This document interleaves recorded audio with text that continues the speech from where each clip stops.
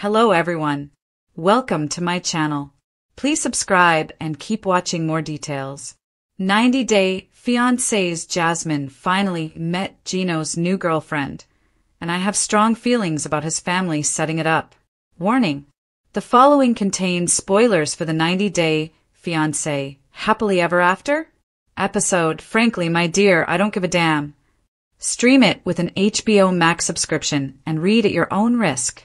We've known for quite a while that Jasmine Pineda and Gino Palazzolo were one of the latest 90-Day Fiancé couples to split after marriage. But that hasn't stopped it from becoming some of the most compelling drama in Happily Ever After Season 9. That trend continued in the latest episode when Jasmine finally met Gino's girlfriend Natalie. But I can't help but question how it went down. Weeks after Gino told his soon-to-be ex-wife he wanted a divorce, he invited Natalie to Michigan to attend his cousin's birthday party. Admittedly, it might be the lamest way to highlight the fun of living in the Midwestern state, but what had me shaking my head is that his family decided to invite Jasmine for what became a heated event.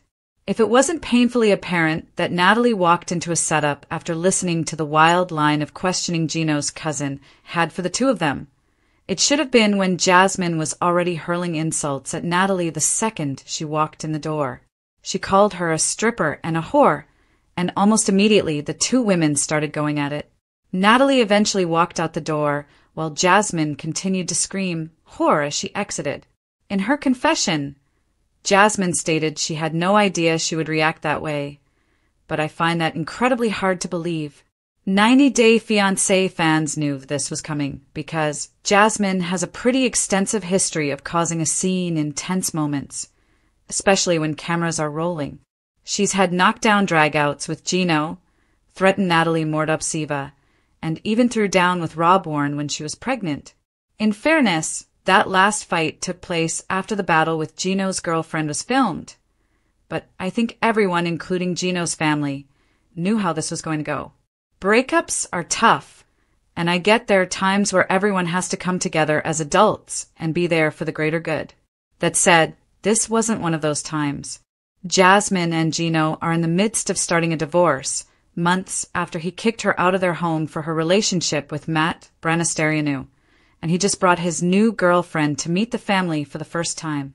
If anyone was convinced inviting them both would go smoothly, I'd be shocked. For that reason, I have to believe that 90-Day Fiancé Happily Ever After deliberately set this whole scene up specifically for entertainment value.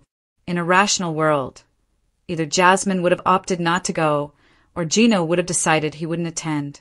At the end of the day, we're talking about a random birthday dinner for an adult cousin. Not to call myself out too much here, but I can't remember the last time that I attended birthday festivities for any of my cousin's special days.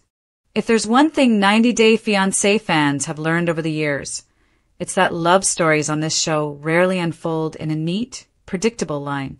But still, of all the chaotic plot twists the franchise has given us, Jasmine meeting Gino's new girlfriend because his family orchestrated it might just be the most drama-packed one yet. And believe me, after watching this go down, I have some very strong feelings. Let's start at the beginning. When Jasmine and Gino's relationship ended again for what felt like the 15th time, viewers assumed they'd do what they always did: cool off, throw a few insults, make up, and post overly filtered couple selfies within 2 weeks. But no. This time, Gino's family apparently decided that enough was enough. The whispers from Cousin Carla, the subtle digs from Aunt Patty, the endless, maybe she's not the one for you, Gino conversations, they all suddenly transformed into action. And what was that action? Setting Gino up with Melissa, a woman they described as more stable, less high maintenance, and who doesn't call her boyfriend a cheater on Instagram stories before breakfast. The twist? Jasmine found out about Melissa, not from Gino, of course not, but from a family barbecue invitation. Yes, you read that right. Aunt Patty sent Jasmine the invite out of politeness, seemingly forgetting that the small detail of Gino bringing his new girlfriend might have warranted a heads-up. Naturally, Jasmine decided she had to attend. Not because she cared about Gino anymore, of course. Oh no, she said it was purely to wish him well, and show everyone I am the bigger person. Which, translated from Jasmine speak, means I will walk in wearing a dress that could stop traffic and make sure no one forgets who the main character is. When she arrived, the atmosphere shifted like a scene from a telenovela. Melissa was there, polite, smiling, clearly unaware she was about to be in a social cage match. Gino looked like a man who'd just realized someone had replaced his usual TV remote with a live grenade. The first half hour was awkwardly civil. Jasmine complimented Melissa's earrings in that way that sounds sweet, but also somehow like a warning. She chatted with Gino's mom about the weather, while subtly dropping stories about how Gino once cried in a Panamanian grocery store because the bread he liked was out of stock. But it didn't take long before the conversation got pointed. "So, Melissa," Jasmine began, sipping her wine with the precision of a surgeon about to make the first cut, "has Gino told you about his interesting eating habits?" "Oh, he loves ketchup. On everything. Even sushi. I tried to help him be more cultured, but, not everyone wants to improve." Melissa laughed politely, clearly thinking it was just light teasing. But the glances between family members told a different story. They were loving this. Every passive-aggressive jab Jasmine through only reinforced their decision to find someone better for Gino. And this is where my feelings start boiling over. Because while yes, Jasmine can be over the top, dramatic, and occasionally exhausting, the way this whole thing was set up by Gino's family feels orchestrated in a way that's not entirely fair. They invited her into an ambush. They knew exactly what would happen when they put Gino's new girlfriend and his fiery ex in the same backyard with unlimited sangria. And they didn't just sit back, they watched like it was a live episode of The Bachelor, Family Edition. It's one thing to encourage your loved one to move on. It's another thing entirely to put the ex in the same room as the new partner and then fan the flames for entertainment, or worse, to prove a point about how much better the new person is. That's not matchmaking. That's family-fueled reality, TV villainy. But back to the scene. The turning point came when Gino's sister, ever the instigator, asked Jasmine how she was doing these days. Jasmine gave a flawless, Oscar-worthy smile and replied, "Oh, I'm wonderful. My life is full, my heart is at peace, and I have never been happier." She paused, then added, just loudly enough, "Of course, breakups are easier when you realize some people never really grow up."